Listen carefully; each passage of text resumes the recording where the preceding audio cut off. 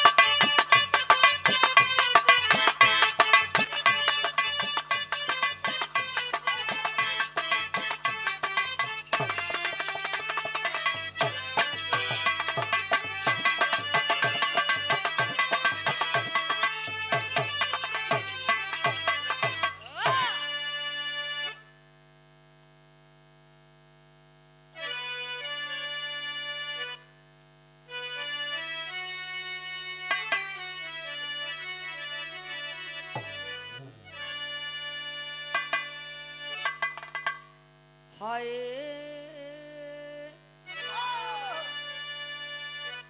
मोरे राम मोरे राम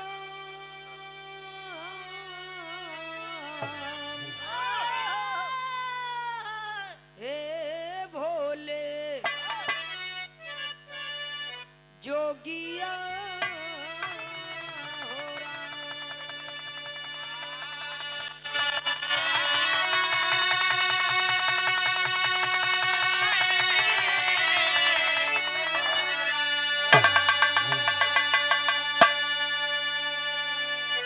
जय हो सदगुरु दीनानाथ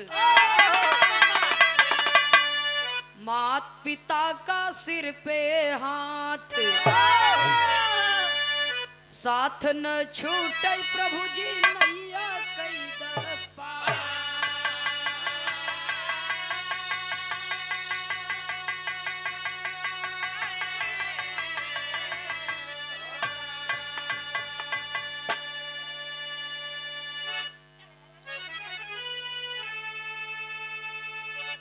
नमो नमो बिंदेश्वरी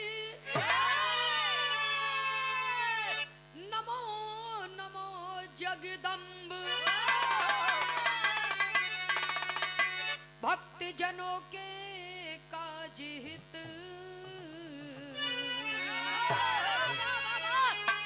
मां करती नहीं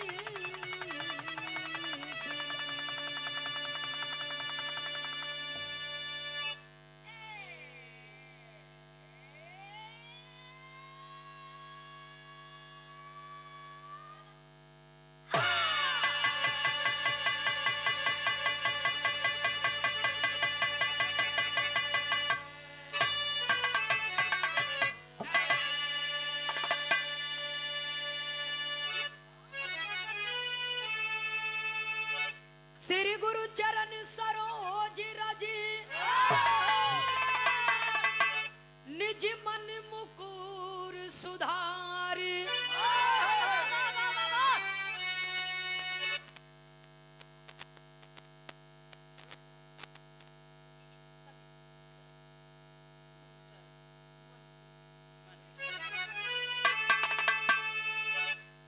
श्री गुरु चरण सरोज रज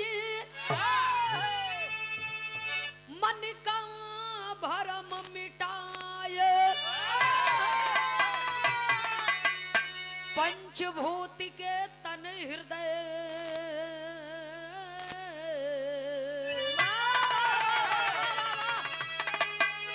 स्वामी ज्ञान का दीप जला।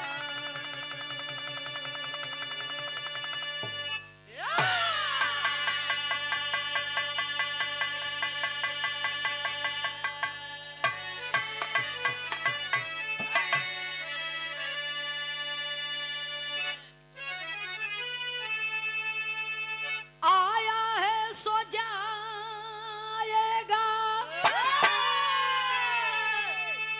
ए बाबू राजा रंग फकीर।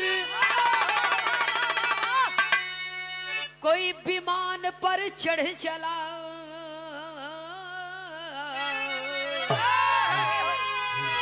तो कोई बंधा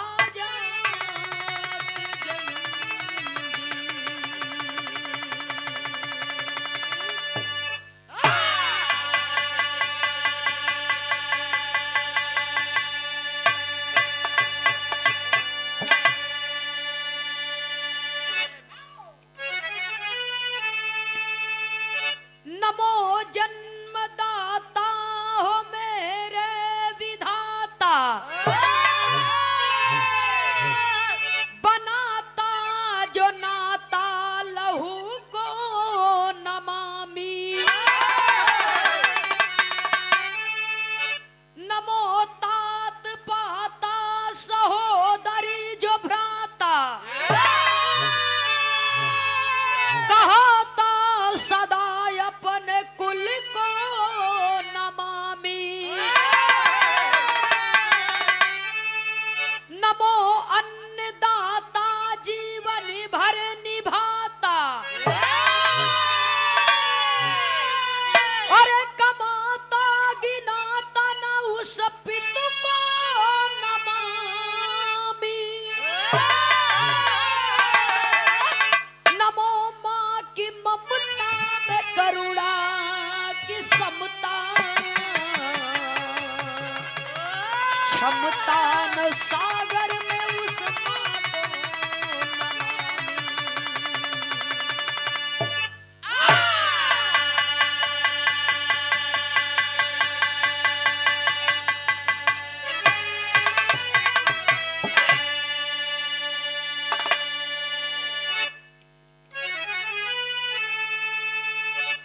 बंदहु राम हित सीताराम। भाई लाल जतन अभिराम। कविवर विजय खेमराज नंदिनी।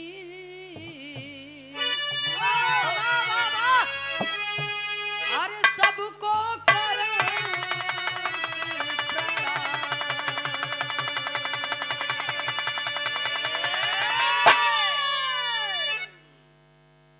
सूरदास जी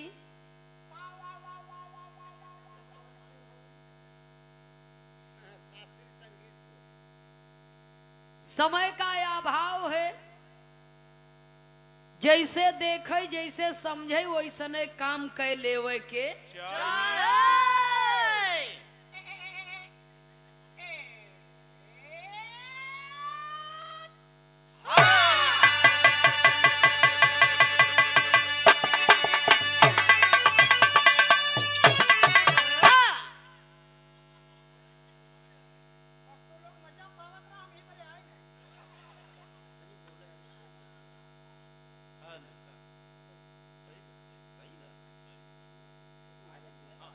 बड़ी ही पावन बेला, बड़े ही पावन पवित्र स्थान पे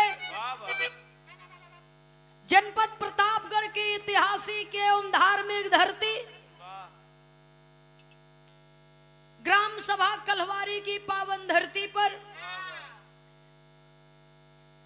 शानदार कार्यक्रम बिरहा का आयोजन किया गया, जिसमें आप सब सादर आमंत्रित हैं।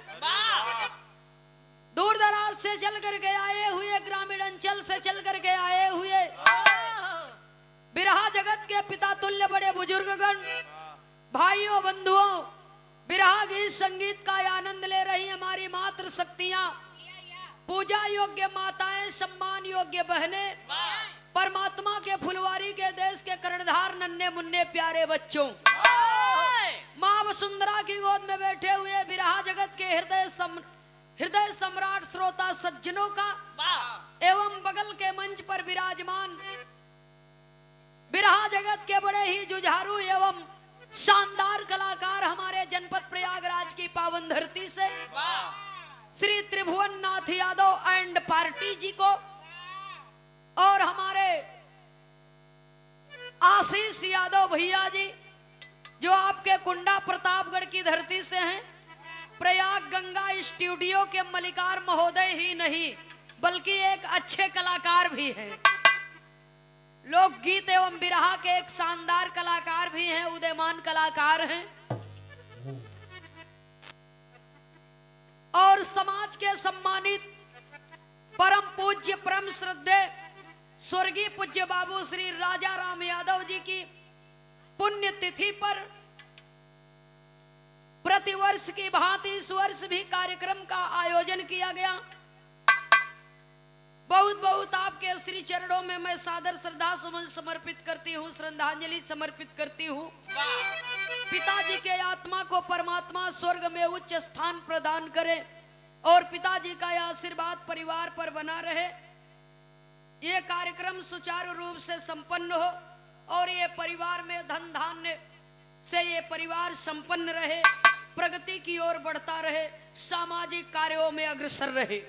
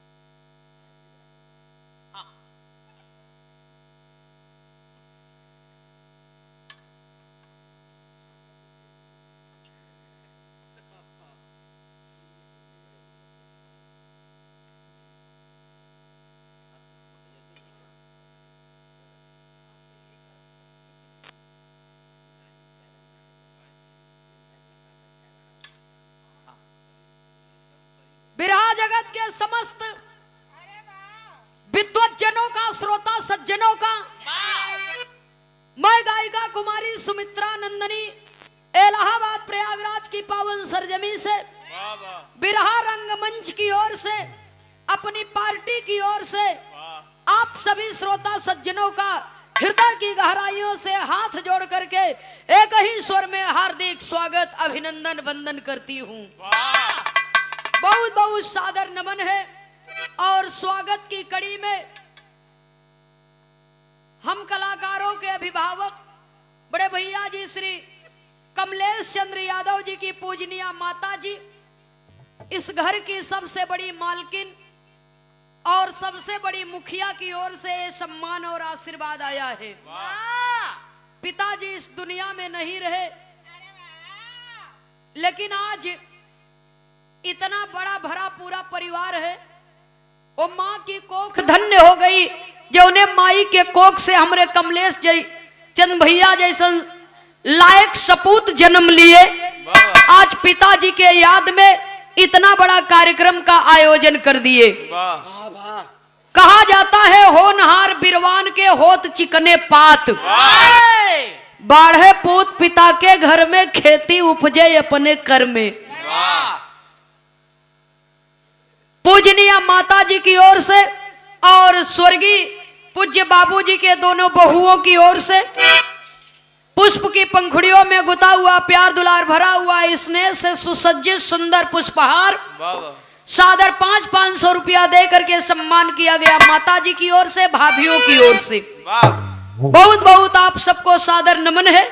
मालिक सुखी रखे, परिवार सुखी रहे, पिताजी का आशीर्वाद परिवार पर बना रहे, ये परिवार फलता फूलता प्रगति की ओर बढ़ता रहे। और हमारे पूज्य बाबू श्री हीरालाल यादव जी, कमलेश भैया, जब हम यहाँ आए तब हमारे समझ में आए कि मंच भी वही है, स्थान भी वही है। एक बार स्वर्गीय लहरी उस्ताद से इसी मंच पर, इसी जगह पर कार्यक्रम हुआ था और बहुत आशीर्वाद और सम्मान कल्हवारी की धरती से हमें मिलता है। और हमारे बबलू भैया साउंड वाले सूचना दिए कि हमारे कमलेश भैया जी का कार्यक्रम है। कवि जी से बात हुई, बड़ा प्यार दुलार स्नेह मिलता है और प्रतापगढ़ की धरती पर नंबर 1 का साउंड है हमारे बबलू भाई का। वाह, कोनो जोड़ नहीं बा। बहुत बहुत सादर नमन है और आपके पूरे परिवार को मैं हृदय की गहराइयों से सादर अभिवादन करती हूं।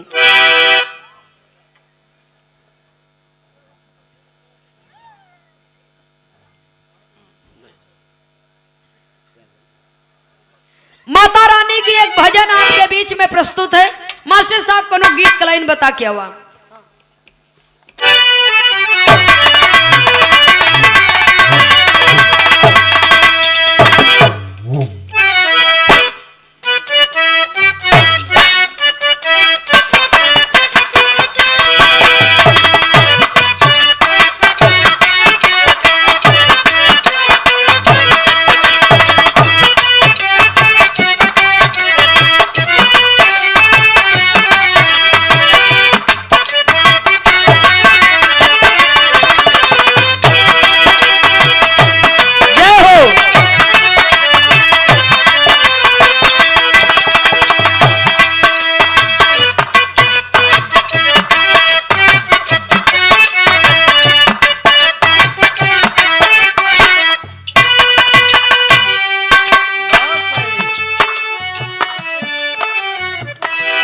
हारमोनियम मास्टर साहब बहुत सुंदर गीत का संकेत किए। भजन से पहले धुन तर्ज न बोले के चाहिए, लेकिन बढ़िया बात रहे तो कह देवे के चाहिए। हारमोनियम मास्टर साहब गीत का संकेत किए, तर्ज में भी बढ़िया बात बा। हमारे भारत का एक फौजी है, फौजी का दुल्हन अपने फौजी पिया पर गर्व करत, अपने सखी सहेली लोग से कहत बा। परम आदरणीय परम श्रद्धेय शोकाकुल परिवार से और समाज के सम्मानित कलाकारों को अथाह स्नेह प्रेम सम्मान आशीर्वाद मिलता है। परम आदरणीय परम श्रद्धेय पूज्य बाबू श्री हीरालाल यादव जी माननीय प्रधान जी की ओर से सादर 500 रुपया दे करके सम्मान किया गया। बहुत बहुत सादर नमन है। आशीर्वाद दे कि हम बच्चे अपने कला क्षेत्र के फल में हमेशा कामयाब हो। बहुत बहुत सादर नमन है। आप सबको मालिक सुखी रखें, परिवार सुखी रहे, आशीर्वाद की कामना है। जय श्री कृष्ण।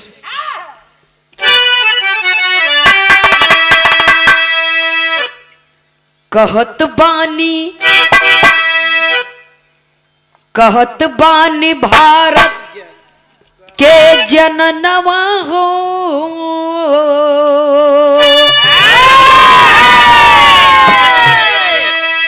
कहत बानी भारत के जननवा हो, सजनवा हमार बड़ा लहरी। कहत बानी भारत के जननवा हो, सजनवा हमार बड़ा लहरी। कहत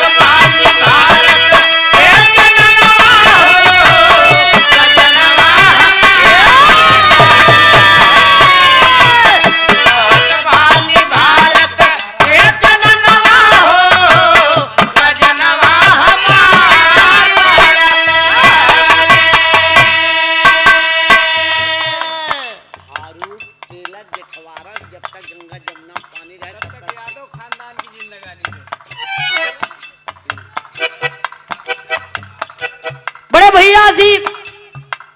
जनाब फारूक टेलर जेठवारा की पावन सरजमी से 51 रुपया पुरस्कार किए हैं। सलाम कबूल हो, दुआ दे हम बच्चे अपने फल में हमेशा कामयाब हो। भैया का कहना बा जब तक गंगा जमुना में पानी रहे तब तक यदुवंश का नाम रोशन रहे, अब पूरे परिवार का जिंदगानी रहे फल फूल। बहुत बहुत सादर नमन है आपको। इतना तरज का लाइन बा, लेकिन ज्ञान की देवी स्वरदायिनी माँ सरस्वती मैहर वाली माँ शारदा के चरणों में नमन करते हुए कहना है कि माँ आपकी महिमा बड़ी अनंत है, जिसका कोई अंत नहीं है जमाने में।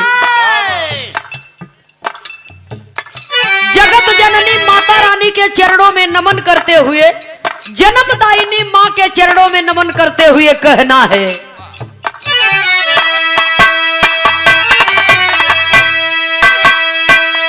माई में ममता के दुलरवा हो,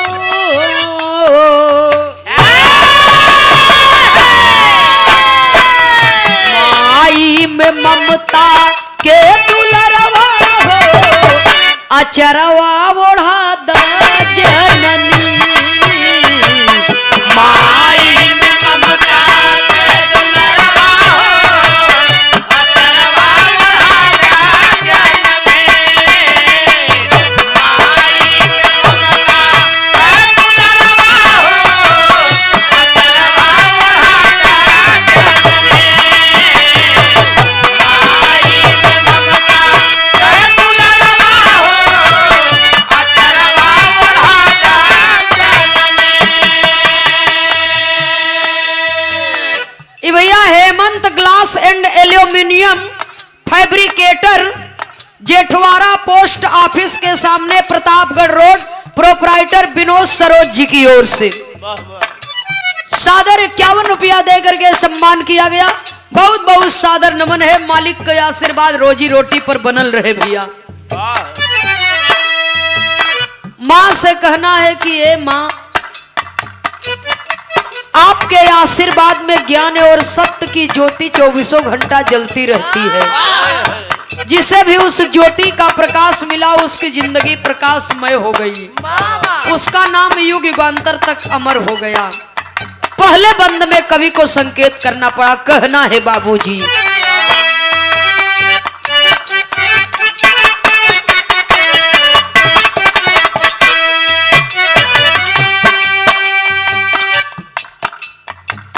नौ महीना गर्भ में धोवलू मयरिया,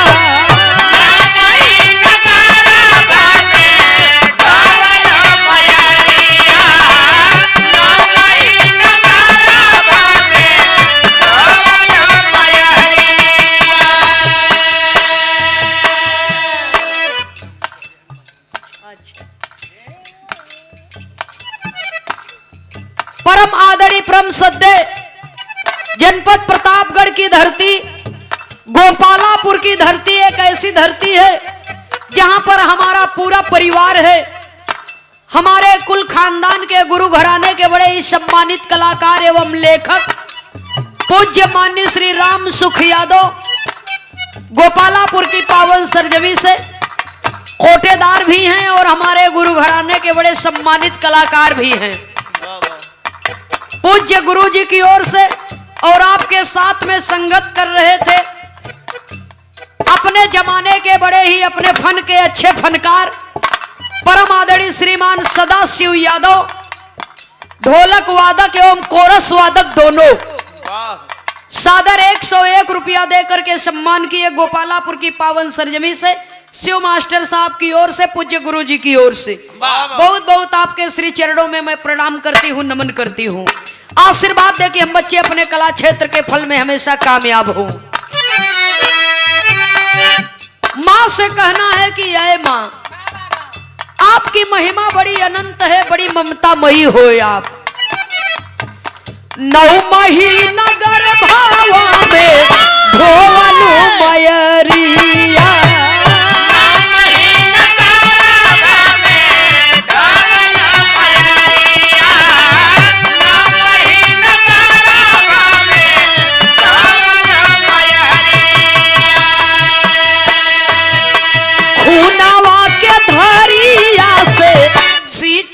शरीरिया।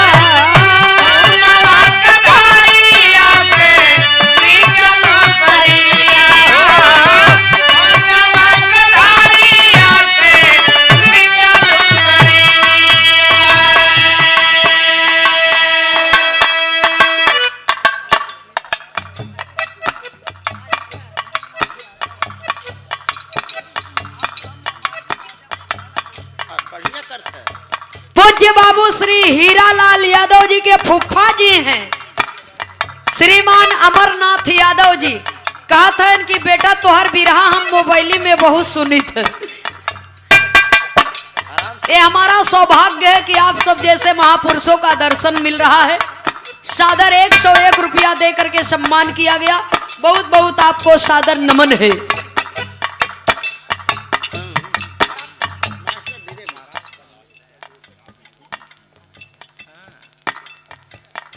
बड़े भैया श्रीमान कमलेश यादव जी के परम मित्र हैं। आजमगढ़ की पावन धरती से, आजमगढ़ की बड़ी ऐतिहासिक सरजमी है। वहां पर भी बिरहा कलाकारों को बहुत सम्मान मिलता है। आपके यहाँ के आजमगढ़ बिलरियागंज के दिलवर यादव जी हैं जिला पंचायत सदस्य। और बिलरियागंज आजमगढ़ का बहुत ऐतिहासिक सरजमी है। वहां पर बहुत ही भव्य कार्यक्रम होता है। आप आजमगढ़ की माटी से आए हैं प्रतापगढ़ की पावन धरती पर। सादर 151 रुपया दे करके सम्मान किए हैं। मालिक का आशीर्वाद रहे, दोस्ती बनी रहे। और हमारे बड़े भैया जी आशीष यादव प्रयाग गंगा स्टूडियो प्रतापगढ़ की सरजमी कुंडा की धरती बड़ी ऐतिहासिक धरती है। और प्रयाग गंगा स्टूडियो के डायरेक्टर ही नहीं एक अच्छे कलाकार हैं आप। आपको हृदय की गहराइयों से शुभ आशीर्वाद है। आगे बढ़िए। अभी त्रिभुवन भैया जी ने बताया जो हकीकत चीज है। परसों ये कार्यक्रम रखा गया था और बड़ा ही भव्य कार्यक्रम था। ई प्रथम ये बदे आई गए कि ये तनी से हमसे पहले गाना रिकॉर्डिंग करे रहे। हाँ जोड़े चाहे ना टाइमियो देखे चाहे। हाँ सही है ना आशीष भैया। लेकिन चिंता जिन कर 2023 जाता 24 आवता भैया के कस दयार है करे। हाँ बबलू तो है लुंज हो जाता। जब तक हथवा में पकड़े हैं ताज बना ली। देखा भाई करे हम शिकायत बता।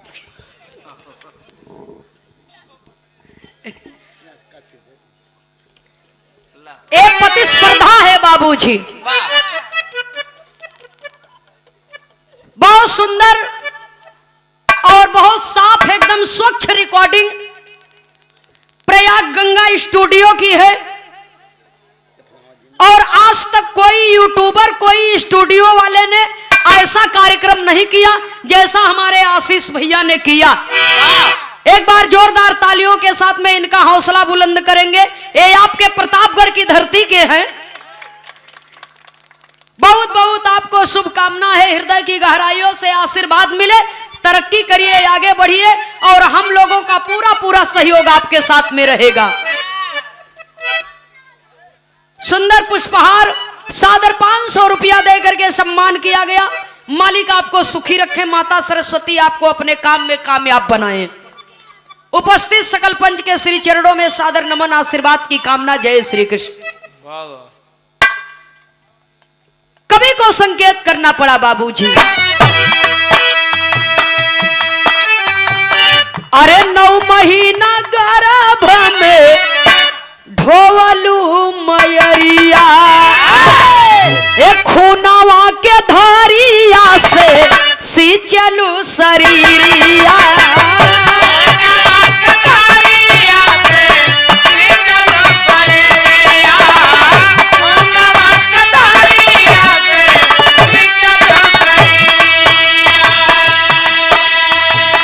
दूधवा पियवलू भरी हियरवा हो,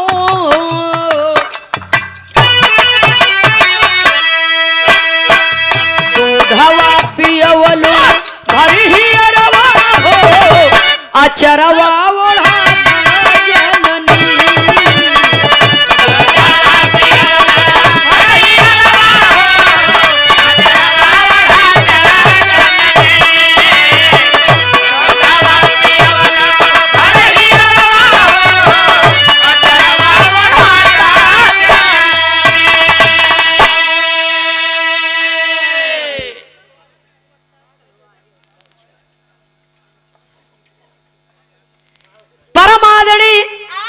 श्रीमान शारदा प्रसाद कलहवारी से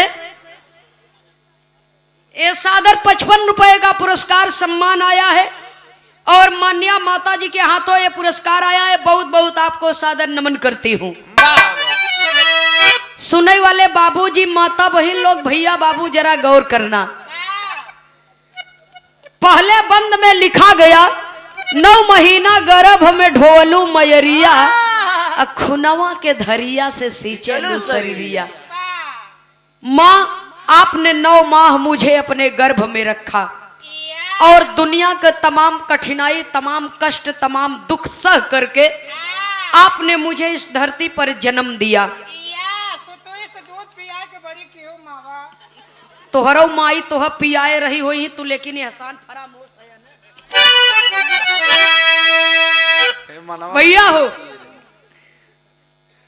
माँ से कहना है कि माँ आप बड़ी दयामयी हो। माँ, इतना ही नहीं, आपके एक एक बूंद खून से मेरे शरीर की रचना हुई है और इस धरती पर आपने मुझे जन्म दिया।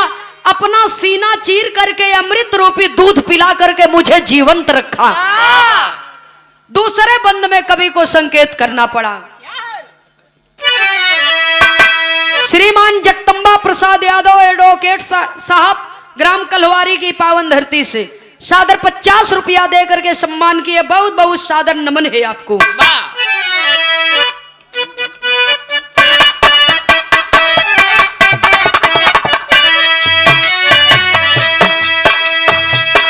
तेल उपटन कई के काला टीकावा लगावलू,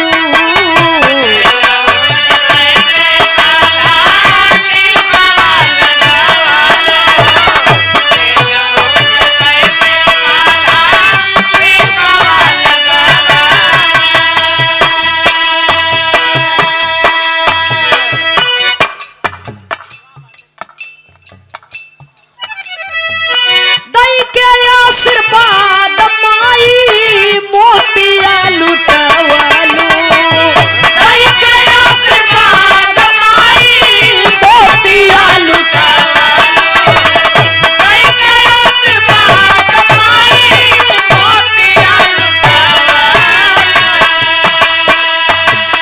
भूले नाही तो राय दरवा हो,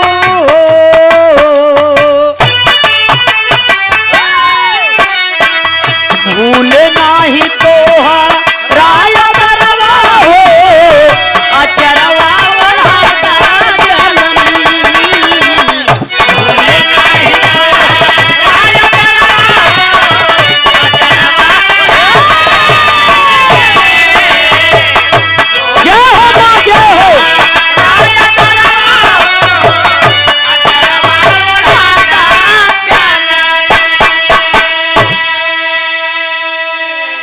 श्रीमान अमित यादव समाजवादी पार्टी ब्लॉक अध्यक्ष मानधाता प्रतापगढ़ सादर 201 रुपया देकर के सम्मान किए।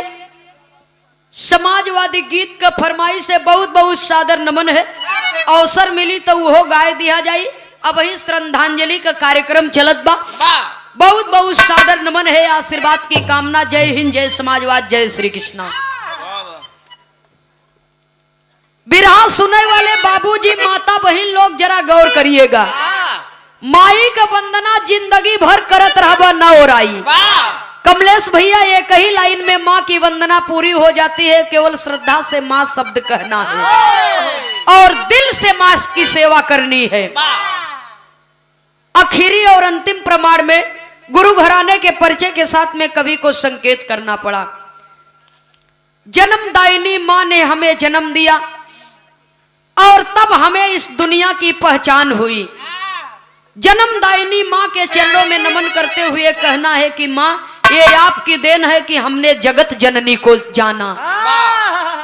तो माँ की शक्ति एक है लेकिन रूप अनेक है। आखिरी और अंतिम प्रमाण में गुरु घराने के परिचय के साथ में कवि को संकेत करना पड़ा।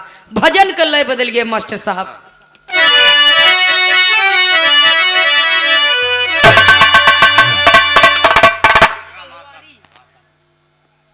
सेवा में श्रीमान रमेश चंद्र पटेल जी आशापुर की पावन सरजमी से सादर 20 रुपया देकर के सम्मान, सादर 21 रुपया देकर के सम्मान किए बाबू रमेश चंद्र पटेल जी की ओर से बहुत बहुत सादर नमन है, आशीर्वाद की कामना है।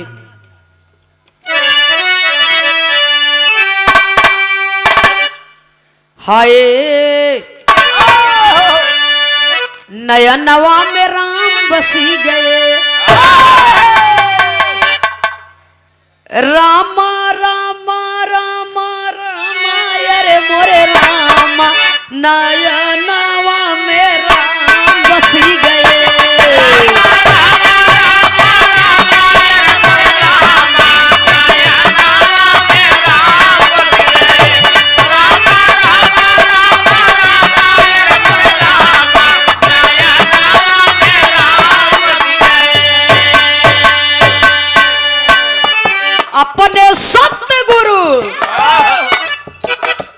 अपने सतगुरु से जपवा गियनवा, नया नवा मेरा बसी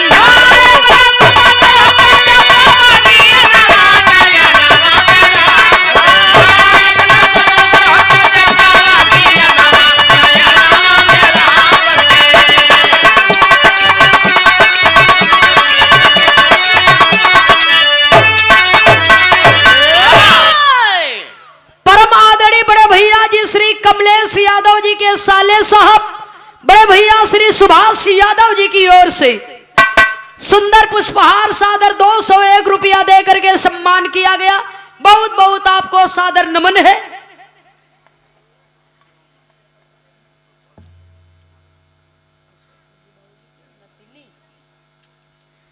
स्वर्गीय पूज्य बाबूजी श्री राजा राम यादव जी की दोनों नतनी हैं, आंचल यादव माही यादव। सादर 100 रुपए का पुरस्कार आया है। मालिक आप सबको सुखी रखे। उपस्थित सकल पंच के श्री चरणों में सादर नमन, आशीर्वाद की कामना। जय श्री कृष्ण।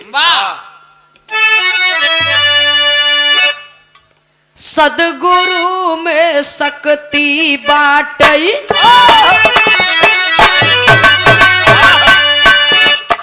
कह गए दास पुकारी जी, बलिहारी गुरु हमें बताए, दिए इशारा भारी जी। स्वामी जी हैं प्रभु हमारे, सब में दिए निसवारी जी। अरे बार बार गुरुवर के सुमिरब, ए भैया बार बार गुरुवर के सुमिरब, इतना अर्ज हमारी जी।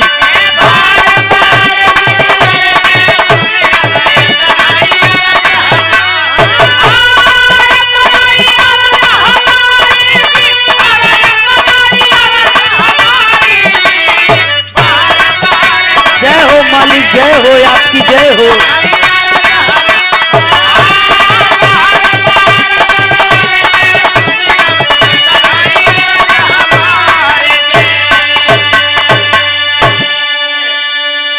तई सब सदगुरु की बलिहारी, अरे सब सदगुरु की बलिहारी, हम पे दिए जदुइया डारी, नयनवा में राम बसी गए।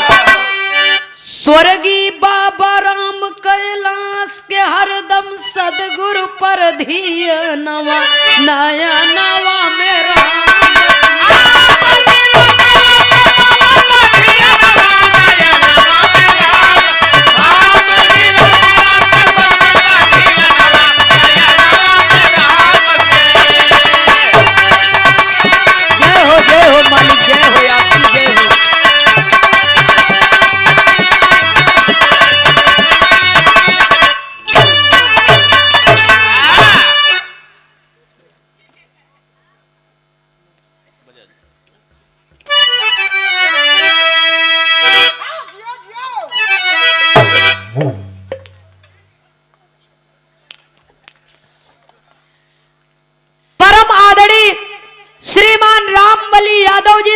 के पूर्वा प्रतापगढ़ की पावन सरजमी से सादर 101 रुपये का पुरस्कार सम्मान आया है।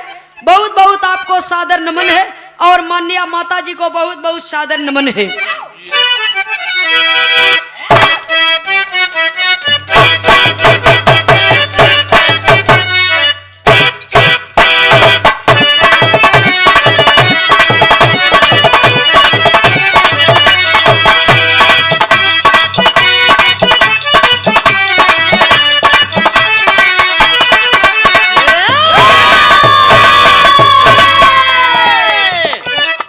हारमोनियम मास्टर साहब बहुत सुंदर गीत का संकेत किए।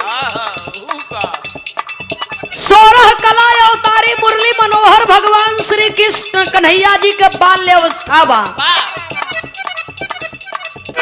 बाल लीला कर रहे हैं। सखियां सब चिढ़ावत है, कहा ये करियऊ तू इतना करिया है तो हर बियाह न होई।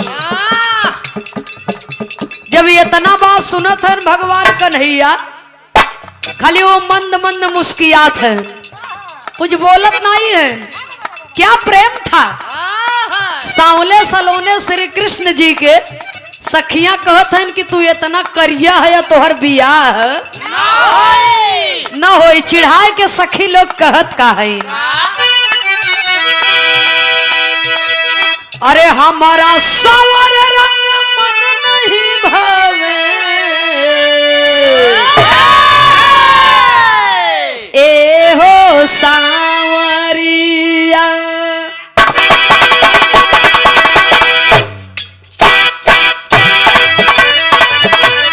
हमारा सावर रंग मन नहीं भावे, ए हो सांवरिया।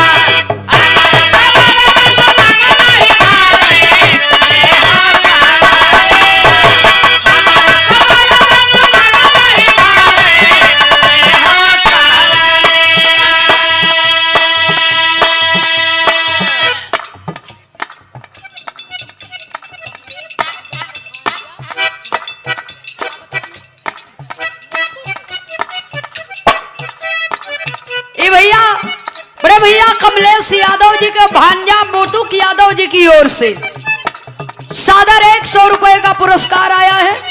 बहुत बहुत हृदय की गहराइयों से शुभकामना है।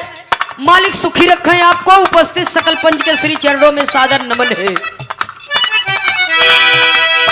हमारा सावर रंग मन नहीं भावे, ए हो सांवरिया।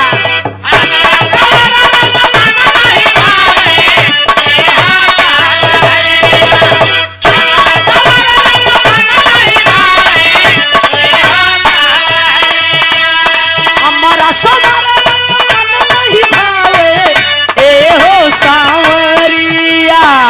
तो कन्हैया भगवान कहें दिलवा में जगह देता, दिलवा में जगह देता, का करी गोर करिया। दिलवा में जगह देता, का करी गोर करिया। दिलवा में जगह देता, का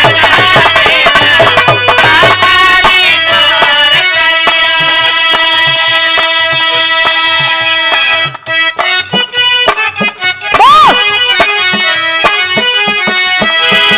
इस दुनिया में 3 हठ बहुत कठोर होत है।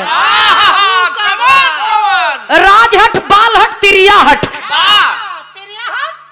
जानत है अब वो डांडे नाई के है न जनत।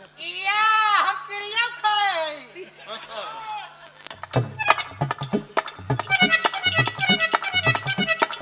रुक जा। लवलेश यादव। परम आदरणीय परम सद्य श्रीमान लवलेश यादव जी एवं अभिषेक यादव जी, उत्तर प्रदेश पुलिस माननीय सिपाही भैया की ओर से, साहब जी की ओर से सादर 200 रुपए का पुरस्कार आया है। बहुत बहुत सादर नमन है। जय हिंद, जय श्री कृष्णा। राजहट, बालहट, तिरिया हट। दुल्ही अपने दुल्हा से जिद कर दी है। प्रतापगढ़ खोइलन धाम का मेला बहुत मशहूर बा, चल हम घुमा लियो। तब दुल्हवा समझाव तो समझा के का कहता, नया नोहर अभी कनिए बार बाड़ू मेला देख के काहे जिद करताड़ू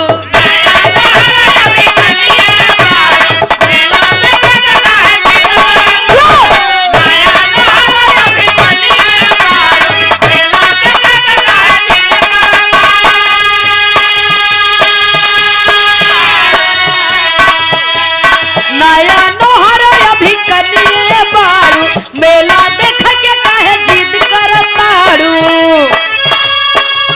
झूठा ही के पड़ल बाड़ू झूठा ही के पड़ल बाड़ू काहे मेला में धनिया है जइबू प्रतापगढ़ के मेला धनिया है जइबू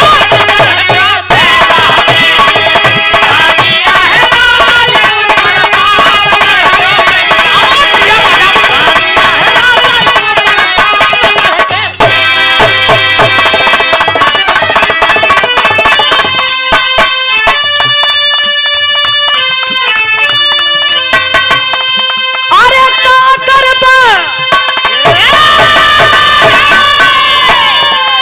हे का करबा अरे राई राई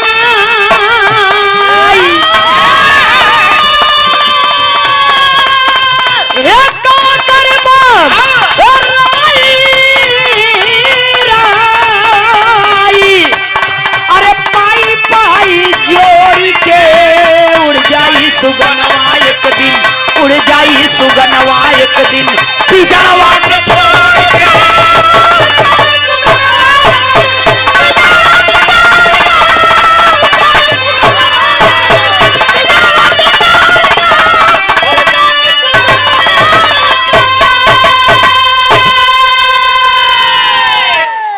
अरे बस जिया जिया सबा सवेरा रसगुल्ला खिला दे। करिएवा गुजर का हाँ ये बतावा हम ला ला वो नीचे वाला वीडियो करिएगा हाँ। अरे जिया हमरे इलाहाबाद के शेर। श्रीमान Vinod Saroj ji Hemant glass and aluminium fabricator Jethwara post office के सामने प्रतापगढ़ रोड विनोद सरोज जी की ओर से 20 रुपया मालिक सुखी रखे हैं आपको।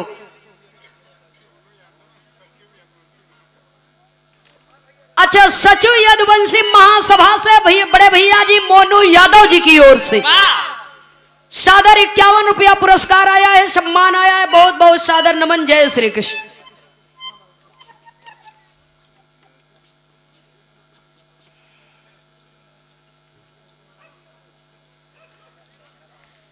परम आदरणीय परम सद्य पूज्य बाबू श्री मोहनलाल यादव जी खोइलन धाम प्रतापगढ़ की पावन माटी सांवर लोरी का ननिहाल है ये। यही बाहो हाँ हो मुसियान कहाँ बा? पैसा दत बताई अब हम पैसा तो ले ही आई है दे छोड़ा हुआ है। लच्छा ही बात पे फिर ले केहर पकड़ावत हो हम कल हाथ पकड़ावा करा। सहूर से रह नहीं कोनो दिन हम मोहे भले बारह बजा लिए। बाबू मोहनलाल यादव जी की ओर से अरे वाह सादर 100 रुपए का पुरस्कार हमरे बदे और सादर 100 रुपया पुरस्कार हमरे सूरदास जी के लिए। वाह हमरे पार्टी के सबसे दुलरुआ हैं ने। हम हे दुलरुआ है 6 महीना करू तेल पिए। बहुत बहुत सादर नमन बाबू मोहनलाल जी को। मालिक सुखी रखे परिवार सुखी रहे आपका आशीर्वाद हम बच्चों पर बना रहे। वाह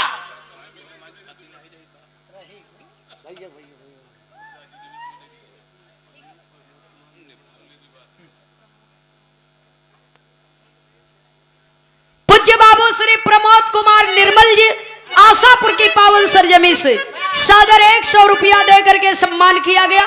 बहुत बहुत सादर नमन आशीर्वाद की कामना है। और मोहनलाल बाबू जी का कहना बा आप लोग एक एक राउंड गाए लो समय मिली तो सूरदासो जी के 2 मिनट के गवाए दी है।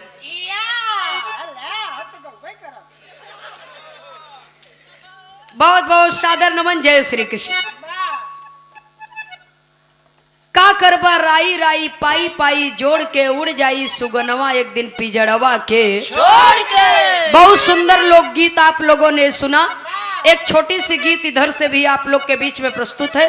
उसके बाद बारी बारी से दोनों कलाकारों से आप लोग बिरहा का आनंद लेंगे। एक लाइन तर्ज का भाव है मास्टर साहब। अरे जिया जिया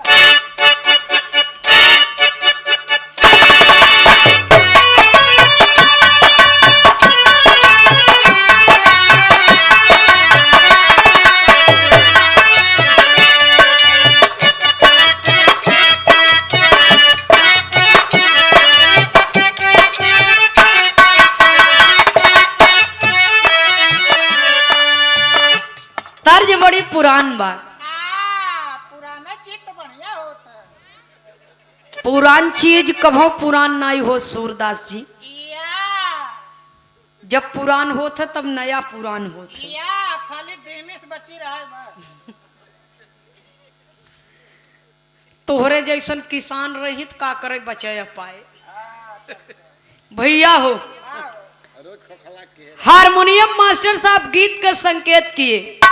पहले के जमाने में 4 बजे भोरहिया में या जोगी फकीर लोग जोगी बाबा लोग गांव का फेरा लगावे, सरंगी बजावत की भजन गावत की लालटेन जलाए। वाह तो आज तक घरे घरे मोबाइल बा। इतना ही नहीं, घरे में जय परानी है तई मोबाइल चाहे।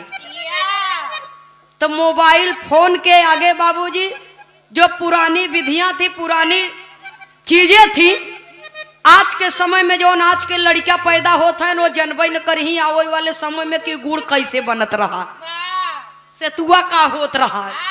मैडम हमसे पूछे गुड़े पेड़ कहाँ होता हम कहे चलो हम दिखाई तो हिलाई गई पेड़वा में। भैया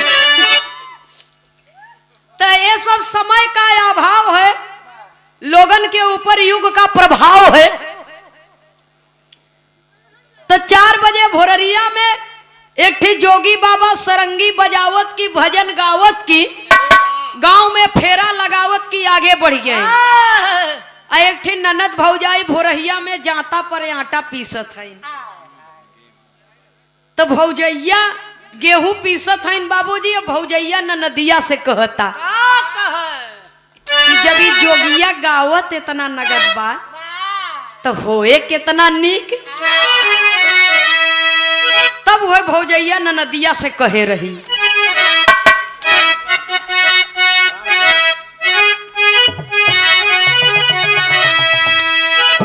सरंगिया वाले का डेरावा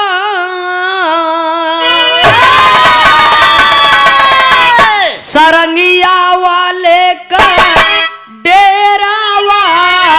अरे बताई लहुरा की नाना दी सरंगिया वाले का डेरावा। बताई लहुरा की नाना दी सरंगिया वाले का डेरावा। बताई लहुरा की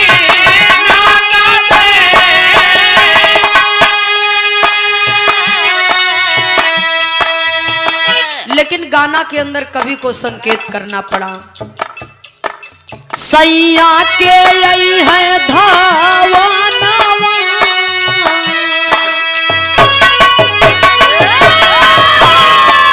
सैया के आई है धावनवा। गवनवा जय मोरे सखिया। सैया के आई है धावनवा।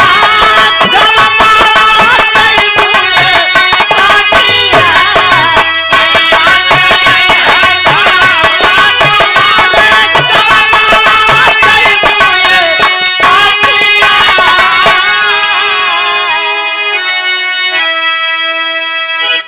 सैया के आई है धवनवा गवनवा जैबू। आए सखिया कौन सैया? कौन सही है? नैनो कार वाले नहीं नैनो कार ट्रक ट्रैक्टर जेसीबी वाला नहीं। ई मत सोचा कि खाली मेहर रुए के सैया होते, तोहरो सबके सैया हैं। या हमरे लोग के सैया है का? हाँ तो लोग पिया है। सैया नहीं है तो हम तक पिया है। या तो हम लोग मुछैया मेहरा रुए। हाँ उ जाओ नहीं समझ ही ले भैया हो। आत्मा रूपी दुल्हन परमात्मा रूपी दुल्हा, जीव हो जंतु हो पशु हो पक्षी हो कुकुर हो बिलार हो कोई भी हो, ये धरती पर अगर वो जीवित है तो करे अंदर आत्मा बा, और आत्मा है तो एक दिन परमात्मा रूपी पिया के पास जाना है। इसलिए लिखा गया सैया के है धवनवा गवनवा जैबू ए सखिया। पहली लाइन में कवि जी कितना सुंदर भाव लिखते हैं। ना पाचका ना मरा पखा मानई ना मानई नवारात हो।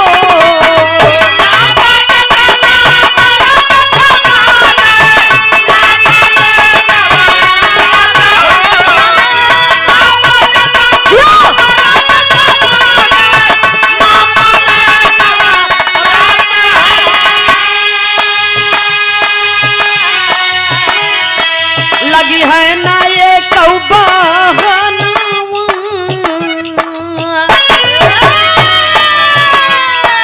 लगी है ना ये कौबा नवा गवनवा जैबू ए सखिया। लगी है ना ये कौबा नवा गवनवा जैबू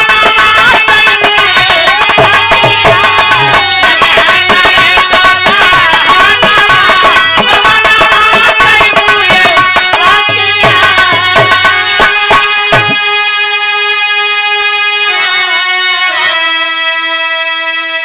न पाचक न मरपख मानई न मानई नवरात हो।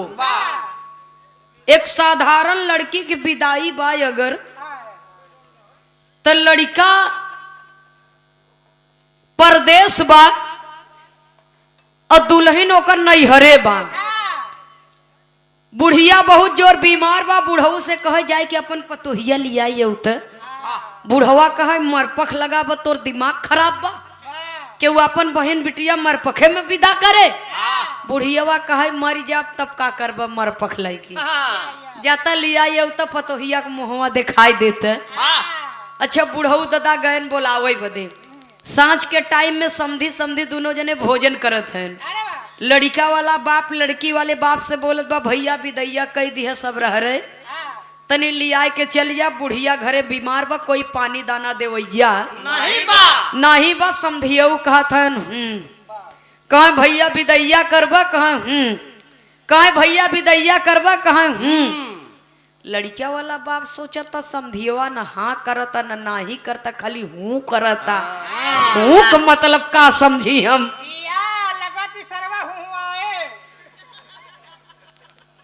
समधियऊ रचे सीधा स्वभाव करे, कुछ बोलत नाई रहन।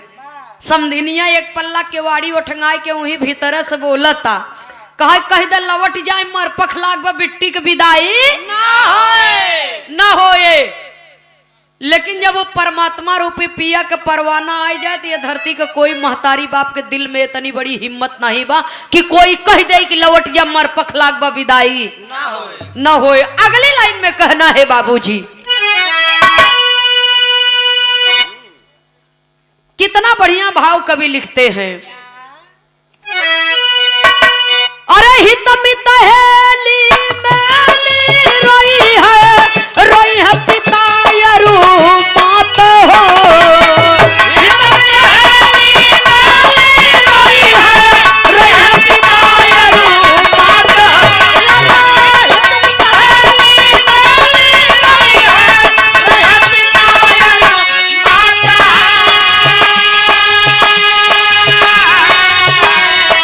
अंतिम होए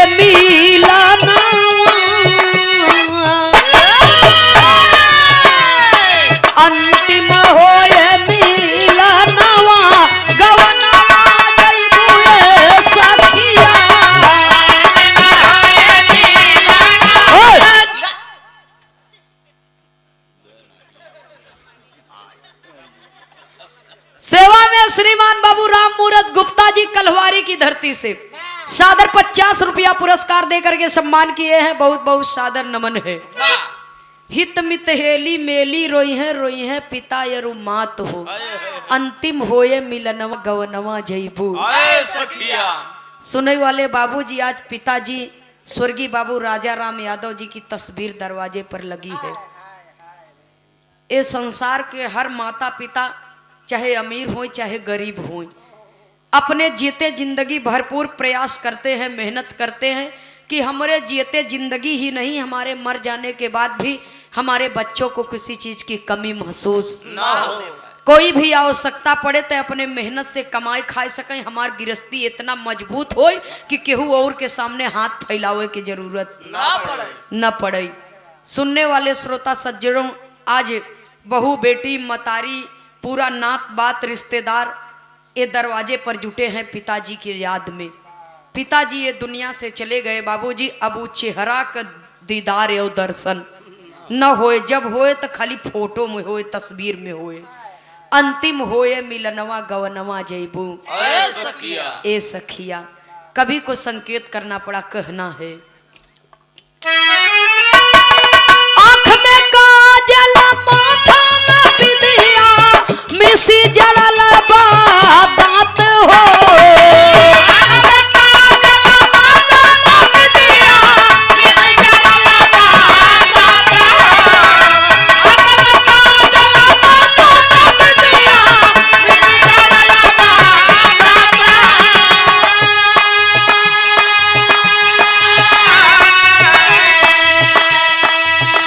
अंग अंग साजी गहनावा,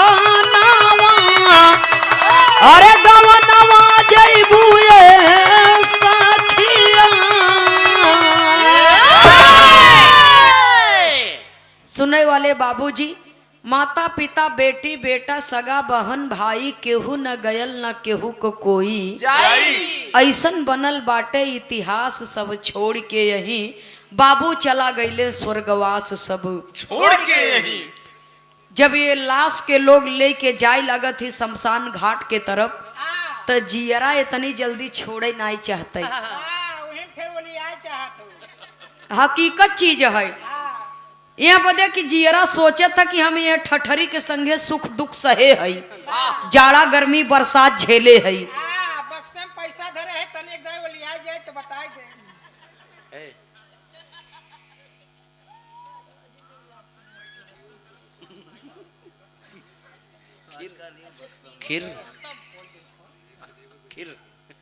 अच्छा भैया, शिवम गौतम मोबाइल से बिरहा सुन रहे हैं, गुजरात में हैं। हमारे कमलेश भैया के वर्कर साहब हैं। आपके करकमलों द्वारा सादर 50 रुपए का पुरस्कार आया है। बहुत बहुत सादर नमन है। मालिक सुखी रखे, परिवार सुखी रहे। सुनने वाले बाबूजी, तभी जीव कहत है, जात है अकेल संग जवार केऊ नाही, हम तरह सबको हमार केऊ नाही। घरवा दुआर बनवा सारी जमीनिया होई गई, विदाई पूरी होई गई महिमनिया। उड़ी चला सुगना रखवार केऊ नाही, हम तरह सबको हमार केऊ नाही। सुनने वाले श्रोता सज्जनों, अंतिम समय जब आवत है तो लोग बहुत लोग बाजा ओजा भी बजवाई देती शमशान घाट जब लाश लेके जाए लागत थी, इसलिए कि अब इस संसार से आपकी अंतिम विदाई है। अब इस रूप का दर्शन माँ मौत ईश्वर, माँ न होती तो हम और आप पैदा नहीं हुए होते। मौत कभी हारती नहीं है, ईश्वर सदा सत्य ही सत्य है। हम साथ लेके चले थे।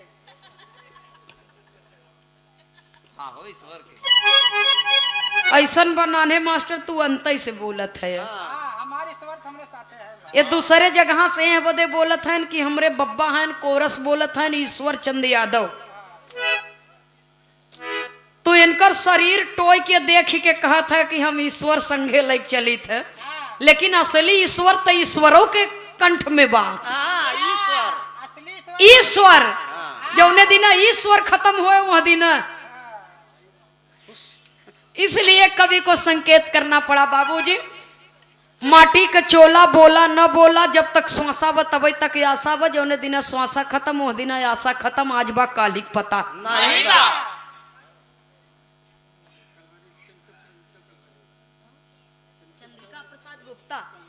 पूज्य बाबू श्री चंद्रिका प्रसाद गुप्ता जी कलहवारी की पावन सरजमी से सादर 51 रुपया पुरस्कार देकर के सम्मान किए। बहुत बहुत आपको सादर नमन है, आशीर्वाद की कामना है।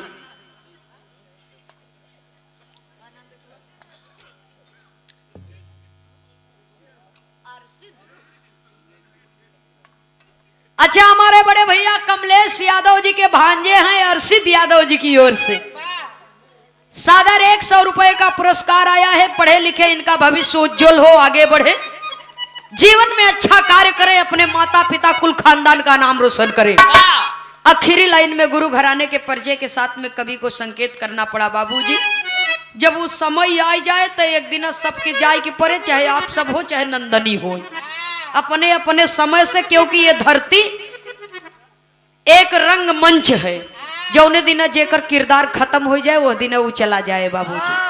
मंच पे सब पाठ कराई कवि को संकेत करना पड़ा, कहना है आखिरी और अंतिम प्रमाण में गुरु घराने के परिचय के साथ में आवागमन नित्य प्रतिदिन चालू है। आज पिताजी के बरसी में, पिताजी के श्रद्धांजलि में, पुण्यतिथि पर आप सब आई हैं निमंत्रण में, और एक दिन समय आए तो नंदनियों के पुण्यतिथि पर निमंत्रण में सब लोग जय ही बाबूजी, क्योंकि ये हकीकत है, ये अकाट्य सत्य है। जब हम पैदा हुए हैं तो हमें मरना ही मरना है।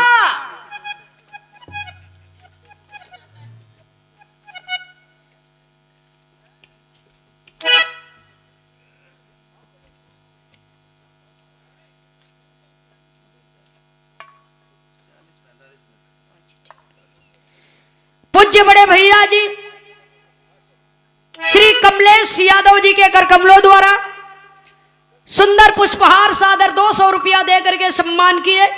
बहुत बहुत सादर नमन, आशीर्वाद की कामना है। भैया के आदेश है कि कम समय में ज्यादा से ज्यादा 45-50 मिनट में एक कलाकार गीत के खत्म करे। अब वही प्रारंभ रहा, वंदना करत गीत गावत थोड़ा सा समय लग जावे करत है। अब बिरहा का नंबर त्रिभुवन भैया जी की ओर से बा, दोनों तरफ से आप लोग बिरहा का आनंद लेंगे, आपके आदेश का पालन होगा। बहुत बहुत सादर नमन, आशीर्वाद की कामना है, पिताजी का आशीर्वाद बना रहे। बहुत बहुत नमन, जय श्री कृष्ण। आखिरी लाइन में कवि को संकेत करना पड़ा बाबूजी, कहना है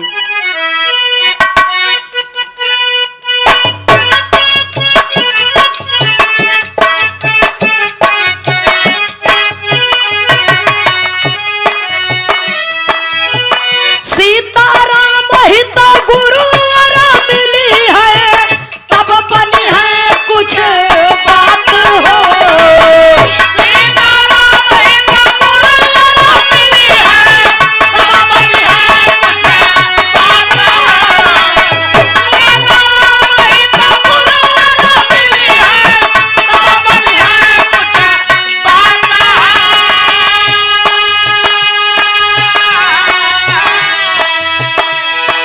स्वर्गीय भाई लाल के तरानावा,